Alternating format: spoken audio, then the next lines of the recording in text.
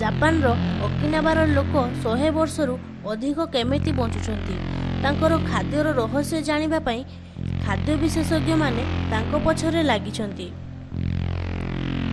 White ଟିର 1 cup ଯେତିକି ଶକ୍ତି ପ୍ରଦାନ କରେ କମଳା ଲେମ୍ବୁ ରସର 12 କପ୍ ଶକ୍ତି ପ୍ରଦାନ କରୁଥିବା ସହିତ ସମାନ। କମ୍ କ୍ୟାଲୋରିଜ୍ ନେବାର ଲାଭ ରହିଛି, ଯାହା 100 ବର୍ଷ ଆଗରୁ ବୁଦ୍ଧିଜିମ୍ ଲୋକମାନଙ୍କୁ ଜଣାଥିଲା।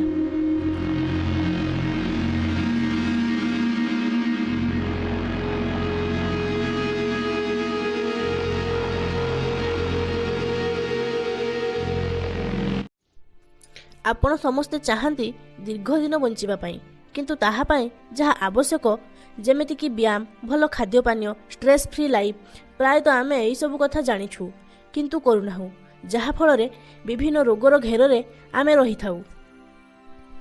କିନ୍ତୁ ଆପଣ ଏହି କଥାକୁ ଏବେ ମଧ୍ୟ ହାଲୁକାରେ ନେଉଥିବେ। କେବେ ଭାବିଛନ୍ତି ଯଦି ଆପଣଙ୍କର କିଛି ହୋଇଯିବ ତାହେଲେ ଆପଣଙ୍କର ଫ୍ୟାମିଲି ଯଥା ସ୍ତ୍ରୀ, ପିଲା, ବାପା ମାଙ୍କର ଅବସ୍ଥା କ'ଣ ହେବ? ଯଦି ୟା ପରେ ମଧ୍ୟ ରିଏଲାଇଜ୍ କରିପାରୁନାହାନ୍ତି ତାହେଲେ ବାଲେଶ୍ୱର ବାହାନଗା ଟ୍ରେନ୍ ଆକ୍ସିଡେଣ୍ଟ କଥା ଟିକେ ମନେ ପକାନ୍ତୁ।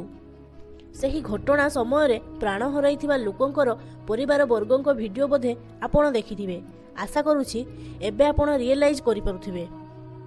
ତ ଆମକୁ ସୁସ୍ଥ ରହିବା ନିହାତି ଜରୁରୀ, ଆମ ପାଇଁ ନହେଲେ ବି ଆମ ଫ୍ୟାମିଲି ପାଇଁ। ଆମେ ସୁସ୍ଥ ରହିବାର ଏବଂ ଦୀର୍ଘାୟୁ ରହିବାର ରହସ୍ୟ ଏହି ଭିଡ଼ିଓ ମାଧ୍ୟମରେ ଦେଖିବା।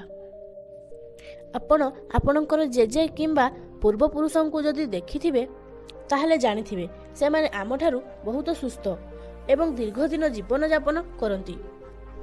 ତାର କାରଣ ସେମାନଙ୍କ ସମୟରେ ମୋବାଇଲର ବ୍ୟବହାର ନଥିଲା, ଫାଷ୍ଟଫୁଡ୍ ନଥିଲା, ସେମାନେ ଶାରୀରିକ ପରିଶ୍ରମୀ ଥିଲେ। ମୋବାଇଲ ଏକ ଭଲ ଡିଭାଇସ୍, କିନ୍ତୁ ତା ପାଇଁ ଆମେ ଯେଉଁ ଘଣ୍ଟା ଘଣ୍ଟା ବସି ରହୁଛେ ତାର ପରିଣାମ ବହୁତ ଖରାପ। ଲେସନ୍ 1, ବସି ରହିବା ଆୟୁ ହ୍ରାସର କାରଣ ହୋଇଥାଏ। ଘରେ ଗୋଟିଏ ଜାଗାରେ ଅଧିକ ସମୟ ବସି ରହିବା ଫଳରେ ମାଂସପେଶୀ ଗୁଡ଼ିକ ଦୁର୍ବଳ ହୋଇଥାଏ। ଏଥିରେ ଶ୍ୱାସ ଗ୍ରହଣ କରିବା କାର୍ଯ୍ୟ ହ୍ରାସ ପାଇଥାଏ। ଗୋଟିଏ ଜାଗାରେ ବସି ରହିବା ଫଳରେ ହାଇପରଟେନସନ୍, ବଦହଜମ, ହୃଦରୋଗ ଏବଂ ହାଡ଼ ଭିତରେ ଦୁର୍ବଳ ହେବା ଭଳି ବିଭିନ୍ନ ରୋଗ ଆସିବା ଆରମ୍ଭ କରିଥାଏ। ଗୋଟିଏ ଜାଗାରେ ବସି ରହି କାମ କରିଲେ ଆମ ଭିତରେ ଥିବା ରୋଗ ପ୍ରତିରୋଧକ ଶକ୍ତି ଦୁର୍ବଳ ହୋଇଯାଏ। ନିଜର ଶରୀରର ଅଙ୍ଗ ପ୍ରତ୍ୟଙ୍ଗକୁ ବ୍ୟାୟାମ କରାଇଲେ ଏହି ସମସ୍ୟାର ସମାଧାନ ହୋଇପାରିବ। ଏଥିପାଇଁ କିଛି କଥା ଗୁଡ଼ିକ ଆମ ଜୀବନରେ ଯୋଡ଼ିବା ଦରକାର। ଅଫିସ୍ କିମ୍ବା କୌଣସି କର୍ମକ୍ଷେତ୍ରରେ ଯିବା ସମୟରେ ପଦଚାଳନା କରି ଯାଆନ୍ତୁ। ଯଦି ଏହା ସମ୍ଭବ ନ ହୁଏ ତାହେଲେ ପ୍ରତ୍ୟେକ ଦିନ 20 ମିନିଟ୍ ଲେଖାଏଁ ପଦଚାଳନା କରନ୍ତୁ। ଲିଫ୍ଟକୁ ବାଦ ଦେଇ ସିଡ଼ି ବ୍ୟବହାର କରନ୍ତୁ। ଏଥିରେ ଆପଣଙ୍କ ମାଂସପେଶୀ ଗୁଡ଼ିକ ମଜବୁତ ହୋଇଯିବ, ଶ୍ୱାସ ଗ୍ରହଣ କରିବାର କ୍ଷମତା ମଧ୍ୟ ଭଲ ହୁଏ। ସାମାଜିକ କୌଣସି କାର୍ଯ୍ୟରେ ଯୋଗଦାନ ଦିଅନ୍ତୁ। ଏଥିରୁ ସବୁଠୁ ଭଲ ଲାଭ ଏହା ମିଳିଥାଏ, ଟିଭି ସାମ୍ନାରେ ବସି ସମୟ ନଷ୍ଟ କରିବା ବଦଳରେ ଶରୀରର ଅଙ୍ଗ ପ୍ରତ୍ୟଙ୍ଗ ସଞ୍ଚାଳନ କରିବାର ସୁଯୋଗ ମିଳିଥାଏ। ଫାଷ୍ଟଫୁଡ୍ ବଦଳରେ ଫଳ ଖାଇବା ଆରମ୍ଭ କରନ୍ତୁ। ଏଥିରେ ବାରମ୍ବାର ଖାଇବାକୁ ପଡ଼ିବ ନାହିଁ ଏବଂ ଶରୀରକୁ ମଧ୍ୟ ଭଲ ଖାଦ୍ୟ ମିଳିପାରିବ। ଉଚିତ ସମୟରେ ଶୋଇବେ। 7ରୁ 9 ଘଣ୍ଟା ପର୍ଯ୍ୟନ୍ତ ନିଦ ହେଲେ ଶରୀର ଠିକ୍ ରହେ, କିନ୍ତୁ ତାଠୁ ବେଶୀ ମାତ୍ରାରେ ଶୋଇଲେ ଆମକୁ କ୍ଳାନ୍ତି ଆସିଯାଏ। ଛୋଟ ଛୋଟ ପିଲାମାନଙ୍କ ସହିତ କିମ୍ବା କୌଣସି ଗୃହପାଳିତ ଜୀବଜନ୍ତୁଙ୍କ ସହିତ ଖେଳନ୍ତୁ ଅଥବା କୌଣସି ସଂଘର ସଦସ୍ୟ ହୋଇଯାଆନ୍ତୁ। ଏଥିରେ ଶରୀରର ସ୍ୱାସ୍ଥ୍ୟ ଠିକ୍ ରହେ, ସାଥିରେ ମନ ଭିତରେ ନୂଆ ଶକ୍ତି ଜାଗ୍ରତ ହୁଏ, ତା ସହିତ ନିଜ ପ୍ରତିଭା ମଧ୍ୟ ଉଚ୍ଚ ହୋଇ ରହିଥାଏ। ନିଜର ଦୈନିକ କ୍ରମ ପ୍ରତି ଧ୍ୟାନ ଦିଅନ୍ତୁ। ଏମିତି କୌଣସି ଅଭ୍ୟାସଗତ କାମ କରିବେ ନାହିଁ ଯାହାଫଳରେ ଶରୀରରେ ହାନି ହୁଏ। ତା ବଦଳରେ କିଛି ଭଲ କାମ କରିବା ଅଭ୍ୟାସ କରନ୍ତୁ। ଯଦି ଆମେ ନିଜ ଜୀବନରେ ଏଭଳି ଛୋଟ ଛୋଟ ପରିବର୍ତ୍ତନ ଆଣିପାରିବା ତାହେଲେ ଏହା ଫଳରେ ଆମ ଶରୀରର ଏବଂ ମନ ଉଭୟ ସତେଜ ରହିଥିବ ଏବଂ ଏଥିରେ ଲମ୍ବା ଆୟୁର ମଞ୍ଜିକୁ ବପନ କରିହେବ। ଶୋଇବା ସୁସ୍ଥ ରହିବାର ରହସ୍ୟ ନିତ୍ୟାନ୍ତ ଆବଶ୍ୟକ। ଆମ ଶରୀର ଭିତରେ ଯେଉଁ ସବୁ ପରିବର୍ତ୍ତନ ହୋଇଥାଏ ତାହା ଆମ ଚର୍ମ ଉପରେ ସ୍ପଷ୍ଟ ଭାବରେ ଦେଖାଦିଏ। ଏଭଳି କୁହାଯାଏ ଯେ ଆମ ଚର୍ମ ଆମ ଶରୀରର ଦର୍ପଣ। ଯେଉଁ ଲୋକମାନେ ମଡେଲିଂ କରନ୍ତି ସେମାନେ କହନ୍ତି ଯେ କୌଣସି ଫ୍ୟାସନ୍ ଶୋର ଆରମ୍ଭ ପୂର୍ବରୁ ରାତିରେ 9ରୁ 10 ଘଣ୍ଟା ଯାକ ଶୋଇବାକୁ ହୁଏ। ଏହା କଲା ପରେ ସେମାନଙ୍କ ତ୍ୱଚା ଉଜ୍ଜଳ ଏବଂ ସତେଜ ଦେଖାଯାଏ। ବିଜ୍ଞାନ ଏହା ପ୍ରମାଣ କରିଛି ଯେ ଯେତେବେଳେ ଆମେ ଶୋଇପଡ଼ୁ ସେତେବେଳେ ଆମ ଶରୀର ମଧ୍ୟରେ ମେଲାଟୋନିନ୍ର ହର୍ମୋନ୍ ତିଆରି ହୋଇଥାଏ, ଯେଉଁଥିପାଇଁ ଆମକୁ ଯୁବା ଭଳି ଦେଖାଯାଏ। ପ୍ରଭାବଶାଳୀ ଆଣ୍ଟିଅକ୍ସିଡେଣ୍ଟ ଠାରୁ ପ୍ରାପ୍ତି ମେଲାଟୋନିନ୍ ଆମକୁ ଅଧିକ ବର୍ଷ ବଞ୍ଚିବାକୁ ସାହାଯ୍ୟ କରେ। ସାଥିରେ ଏହାର ବହୁତ ଗୁଡ଼ିକ ଲାଭ ହୋଇଥାଏ, ଯଥା ଏଥିରେ ରୋଗ ସହିତ ଲଢ଼ିବାର ଶକ୍ତି ବଢ଼ିଯାଏ। କ୍ୟାନ୍ସର ବେମାରୀ ସହିତ ଲଢ଼ିବା ପାଇଁ ଉପଯୁକ୍ତ ଉପାଦାନ ଗୁଡ଼ିକ ନିର୍ମିତ ହୋଇଥାଏ। ପ୍ରାକୃତିକ ଇନସୁଲିନ୍ ତିଆରି ହୋଇଥାଏ। ଆଲଜାଇମର ଭଳି ରୋଗ ହେବାର ଆଶଙ୍କା କମ୍ ହୁଏ। ହୃଦରୋଗ ପାଇଁ ପ୍ରତିବନ୍ଧକ ଉପାଦାନ ଗୁଡ଼ିକ ତିଆରି ହୋଇଥାଏ। ଏହି କାରଣରୁ ମେଲାଟୋନିନ୍ ଆପଣଙ୍କୁ ସର୍ବଦା ଯୁବା ଅବସ୍ଥାରେ ରହିବାକୁ ସାହାଯ୍ୟ କରିଥାଏ। ଆପଣଙ୍କୁ ଗୋଟିଏ କଥା ମନେ ରଖିବାକୁ ହେବ ଯେ 30 ବର୍ଷ ବୟସ୍କ ହେବା ପରେ ମେଲାଟୋନିନ୍ର ଉତ୍ପନ୍ନ ଆପେ ଆପେ କମିଯାଏ, କିନ୍ତୁ ନିମ୍ନରେ ଦେଇଥିବା ଉପାୟ ଗୁଡ଼ିକ ସାହାଯ୍ୟରେ ତାହାକୁ ବଢ଼ାଇ ପାରିବା। ଏହି ଦିଗ ପ୍ରତି ଧ୍ୟାନ ଦେବା ଉଚିତ ଯେ ପ୍ରତିଦିନ କିଛି ମାତ୍ରାରେ ସୂର୍ଯ୍ୟକିରଣ ଯେମିତି ଶରୀରକୁ ମିଳେ। ସଠିକ୍ ସମୟ କାଳ ଭିତରେ ଶୋଇବା।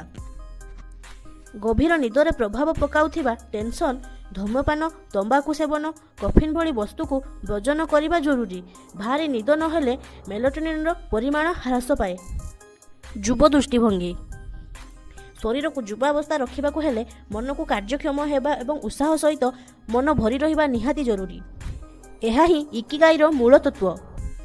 ତଥାପି ଏହାର ବ୍ୟବହାର କେବଳ ସମସ୍ୟା ଉପୁଜିବା ସମୟରେ କରିବା ଠିକ୍ ନୁହେଁ। ସର୍ବଦା ଉତ୍ସାହପୂର୍ଣ୍ଣ ମନ ଏବଂ କାର୍ଯ୍ୟକ୍ଷମ କରିବାର କଳା ଆମକୁ ଶିଖିବାକୁ ହେବ। 100 ବର୍ଷ ଏବଂ ତାଠାରୁ ଅଧିକ ଲମ୍ବା ଆୟୁ ମିଳୁଥିବା ଲୋକମାନଙ୍କ ମଧ୍ୟରେ କିଛି ସମାନତା ଦେଖିବାକୁ ମିଳିଛି। ଏହି ଲୋକମାନଙ୍କ ମଧ୍ୟରେ ସମସ୍ୟା ଆସିଥାଏ, କିନ୍ତୁ ସେମାନେ ସମସ୍ୟାଗୁଡ଼ିକୁ ଦେଖିବାର ଦୃଷ୍ଟିଭଙ୍ଗୀକୁ ସକାରାତ୍ମକ ଭାବରେ ବିକଶିତ କରନ୍ତି। ଲେସନ୍ 2 ଇକିଗାଇ ଖାଦ୍ୟଶୈଳୀ। ୱାର୍ଲଡ ହେଲ୍ଥ ଅର୍ଗାନାଇଜେସନଙ୍କ ଅନୁସାରେ ଜାପାନରେ ଦୀର୍ଘାୟୁମାନଙ୍କ ସଂଖ୍ୟା ବିଶ୍ୱର ଅନ୍ୟାନ୍ୟ ଦେଶ ତୁଳନାରେ ସବୁଠୁ ବେଶୀ। ଜାପାନରେ 100 ବର୍ଷରୁ ଅଧିକ ବୟସ୍କମାନଙ୍କ ସଂଖ୍ୟା ସବୁଠୁ ବେଶୀ।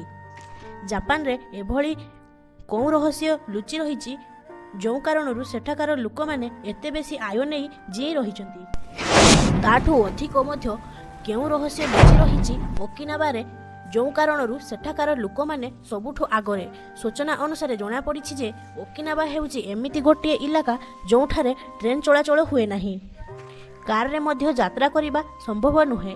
ଏଠାରେ ଲୋକମାନେ ସାଇକେଲ କିମ୍ବା ପଦଯାତ୍ରାକୁ ବିକଳ୍ପ ବୋଲି ଭାବିଥାନ୍ତି। ସରକାରଙ୍କ ଗୋଟିଏ କଡ଼ା ନିୟମ ଏଠାରେ ପାଳନ କରାଯାଇଥାଏ। ତାହା ହେଲା ଦିନଯାକରେ 10 ଗ୍ରାମରୁ କମ୍ ଲୁଣ ଖାଇବା।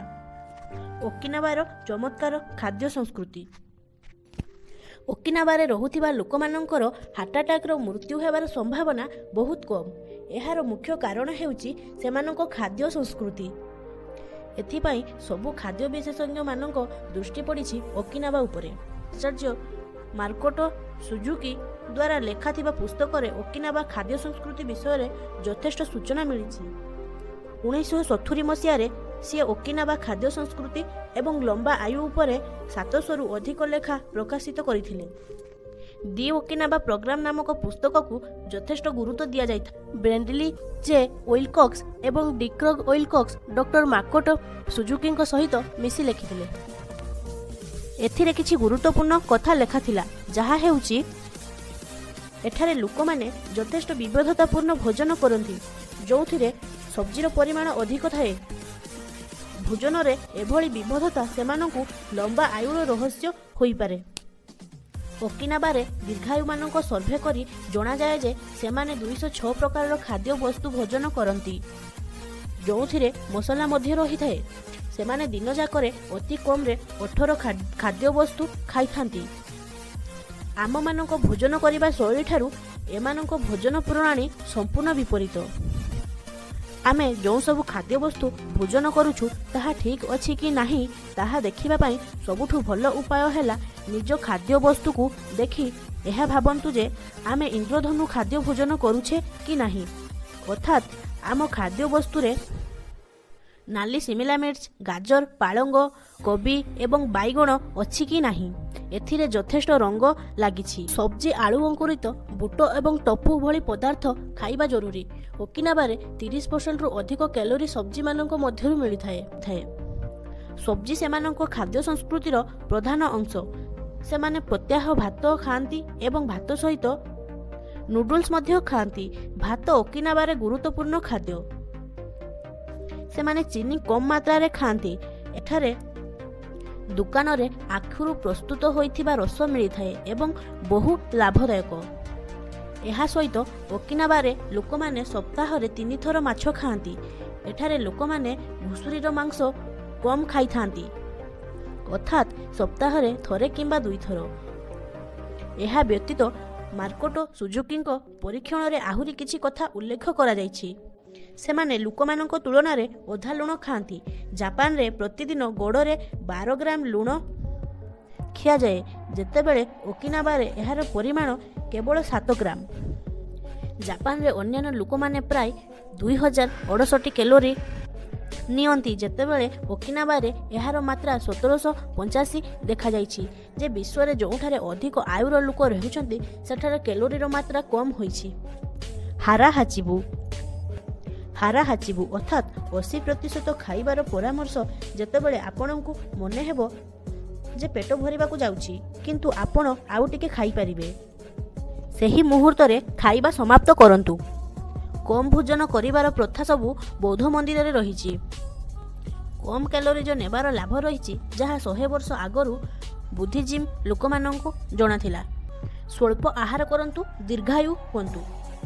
କିଛି ଲୋକମାନେ ଏହି କଥା ମାନି ନେବେ ନାହିଁ, କିନ୍ତୁ କୌଣସି ଜିନିଷ ଅତିରୁ ଅତି ହେବା ଉଚିତ ନୁହେଁ। ଆବଶ୍ୟକଠାରୁ କମ୍ ଭୋଜନ କରିବା ମୂଳ ଉଦ୍ଦେଶ୍ୟ। କମ୍ ପରିମାଣ କ୍ୟାଲୋରି ଗ୍ରହଣ କରିବା ଲମ୍ବା ଜୀବନ ପାଇଁ ଗୁରୁତ୍ୱପୂର୍ଣ୍ଣ ବିଷୟ। ଯଦି ଅଧିକ ପରିମାଣ କ୍ୟାଲୋରିଜ୍ ନିଅନ୍ତି ତାହେଲେ ଆଳସ୍ୟ ଆସିବାର ସମ୍ଭାବନା ରହିବ। ଶରୀରର ସମସ୍ତ ଶକ୍ତି ଖାଦ୍ୟବସ୍ତୁକୁ ହଜମ କରିବା ପାଇଁ ଲାଗି ରହିଥିବ। 80% ନିୟମ ଅନୁଯାୟୀ ସପ୍ତାହରେ ଦିନେ କିମ୍ବା 2 ଦିନ ଉପାସ ରହିବାର ପ୍ରବୃତ୍ତି ଲାଭଦାୟକ। 5:2 ସୂତ୍ର ଅନୁସାରେ ସପ୍ତାହରେ 2 ଦିନ ଉପବାସ ରହିବାର ପରାମର୍ଶ ଦିଆଯାଇଛି। ଏହି 2 ଦିନରେ ପ୍ରତ୍ୟହ 500 କ୍ୟାଲୋରି ଖାଇବାର ପରାମର୍ଶ ଦିଆଯାଇଛି। ଉପବାସ କରିବା ଫଳରେ କିଛି ଲାଭ ମିଳେ, ଯେମିତି ହଜମ କରିବାର ପ୍ରକ୍ରିୟା ଭଲ ହୁଏ। ଓକିନାୱା ଖାଦ୍ୟଶୈଳୀ 15 ଗୋଟି ପ୍ରାକୃତିକ ଆଣ୍ଟିଅକ୍ସିଡେଣ୍ଟ। ଆଣ୍ଟିଅକ୍ସିଡେଣ୍ଟ ଏଭଳି ଗୋଟିଏ ଅଣୁ ଯାହା ପେଶୀ ମଧ୍ୟରେ ହେଉଥିବା ଅକ୍ସିଡେସନର ପ୍ରକ୍ରିୟାକୁ କମାଇ ଦିଏ। ଗ୍ରୀନ୍ ଟି ଏଭଳି ଏକ ପ୍ରାକୃତିକ ଆଣ୍ଟିଅକ୍ସିଡେଣ୍ଟ। ଓକିନାୱାରେ ଏହି ପ୍ରାକୃତିକ ଆଣ୍ଟିଅକ୍ସିଡେଣ୍ଟ ପ୍ରାୟତଃ ପ୍ରତ୍ୟେକ ଦିନ ଗ୍ରହଣ କରାଯାଇଥାଏ।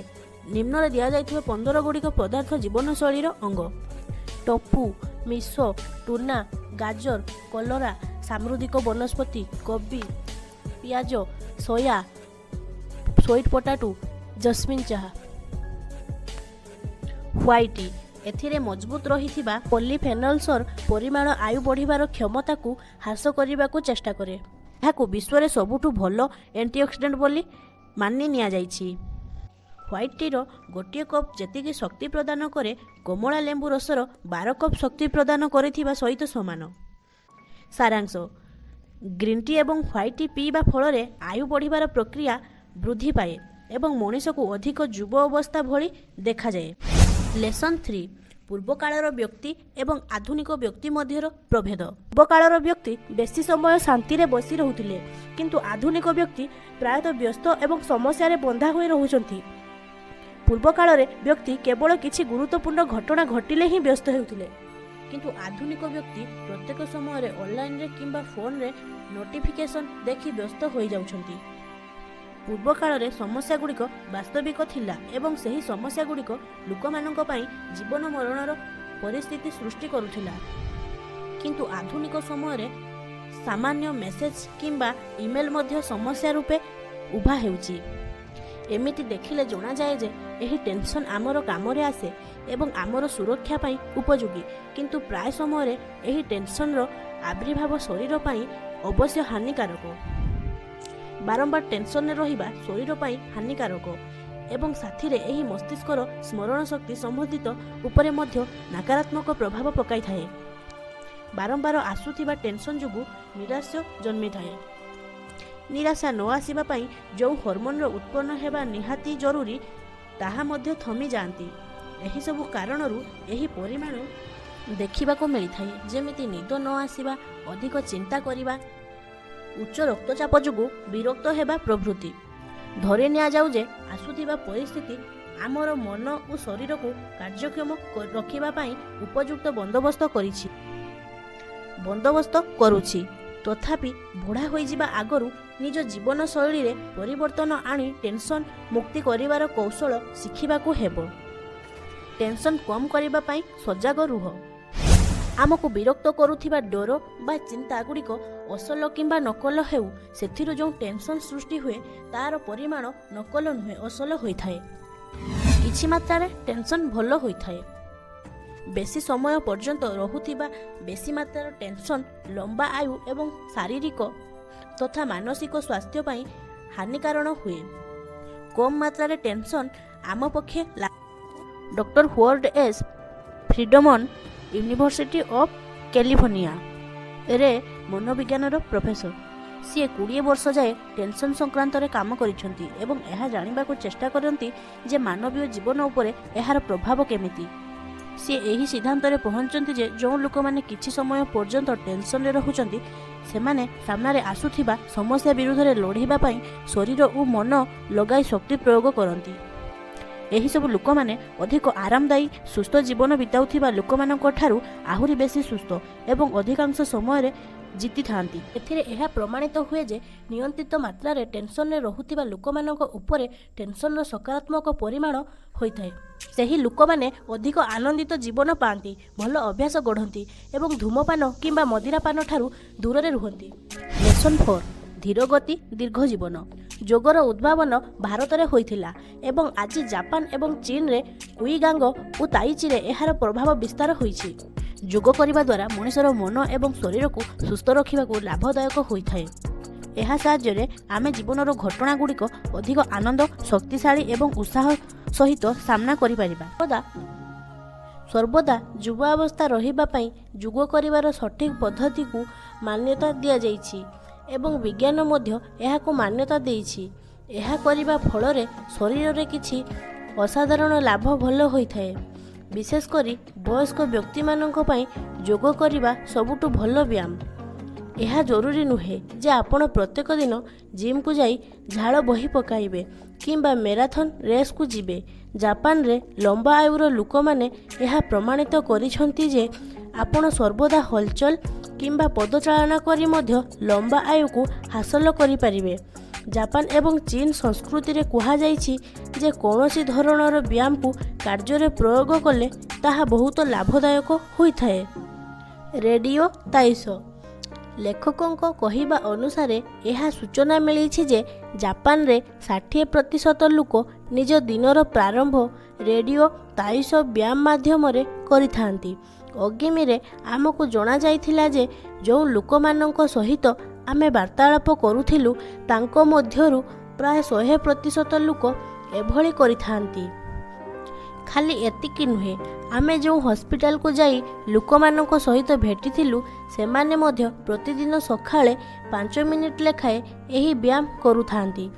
କିଛି ଲୋକମାନେ ଚେୟାରରୁ ଉଠି ପାରୁନଥିଲେ ମଧ୍ୟ ସେଥିରେ ବସି ଏହି ବ୍ୟାୟାମକୁ କରୁଥିଲେ। ଆମେ ମଧ୍ୟ ଏଥିରେ ସାମିଲ ହେଲୁ ଏବଂ ଅନୁଭବ କରିପାରିଲୁ ଯେ ଆମ ବାକି ଦିନଗୁଡ଼ିକ ଉତ୍ସାହ ସହିତ ବିତାଉଛୁ। ଯୁଗର ପ୍ରକାର ଭେଦ। ଯଦି ବି ସମସ୍ତ ପ୍ରକାରର ଲକ୍ଷ୍ୟ ଏକ ହୋଇଥାଏ, ତଥାପି ସଂସ୍କୃତି ଏବଂ ରୀତିନୀତିର ପାର୍ଥକ୍ୟ ଯୋଗୁଁ ଏହା ଭିନ୍ନ ଭିନ୍ନ ପ୍ରକାରର ହୋଇଥାଏ। ଯେଉଁ ଲୋକମାନେ ଯୋଗର ପ୍ରକାରଭେଦ କରିଛନ୍ତି ସେହି ସମୟାନୁସାରେ ଏଥିରେ ପରିବର୍ତ୍ତନ ଆଣିଛନ୍ତି। ଯଥା ଜ୍ଞାନ ଯୁଗ, କର୍ମଯୁଗ, ଭକ୍ତି ଯୁଗ, ମନ୍ତ୍ର ଯୁଗ, କୁଣ୍ଡଳିନୀ ଯୁଗ, ରାଜଯୁଗ, ହଟ୍ ଯୁଗ। ସୂର୍ଯ୍ୟ ନମସ୍କାର କରିବାର ପଦ୍ଧତି। ସୂର୍ଯ୍ୟ ନମସ୍କାର ହଟ୍ ଯୁଗରେ ଏକ ବିଶିଷ୍ଟ କ୍ରିୟା। ଦର୍ଶକ ବନ୍ଧୁ, ମୁଁ ଯେଉଁ ଭିଡ଼ିଓ ମାଧ୍ୟମରେ ଯେଉଁ ବହିର ସମରି ଦେଲି ସେ ବହିର ନାମ ହେଲା ଇକିଗାଇ, ଏକ ଦୀର୍ଘ ଏବଂ ଆନନ୍ଦିତ ଜୀବନ ପାଇଁ ଜାପାନୀ ରହସ୍ୟ। ହେକ୍ଟର ଗାର୍ସିଆ ଏବଂ ଫ୍ରାନ୍ସିସ୍ ମିରେଲସ୍ ଦ୍ୱାରା ଲିଖିତ। ଏହି ବହିରେ ଆମେ ପୁରା ପାଠ କଭର କରିନାହୁଁ। ଏଥିରେ ଜୀବନର ଲକ୍ଷ୍ୟ ଏବଂ ଅନ୍ୟାନ୍ୟ ବିଷୟ ଗୁଡ଼ିକ ରହିଛି। ଯଦି ଆପଣଙ୍କୁ ଏହି ରିଲେଟେଡ୍ ଅଧିକ ଜାଣିବା ପାଇଁ ଚାହୁଁଛନ୍ତି କମେଣ୍ଟରେ ଲେଖି ନିଶ୍ଚୟ ଜଣାନ୍ତୁ ଏବଂ ଚ୍ୟାନେଲଟିକୁ ସବସ୍କ୍ରାଇବ୍ କରନ୍ତୁ। ରହୁଛି, ଧନ୍ୟବାଦ।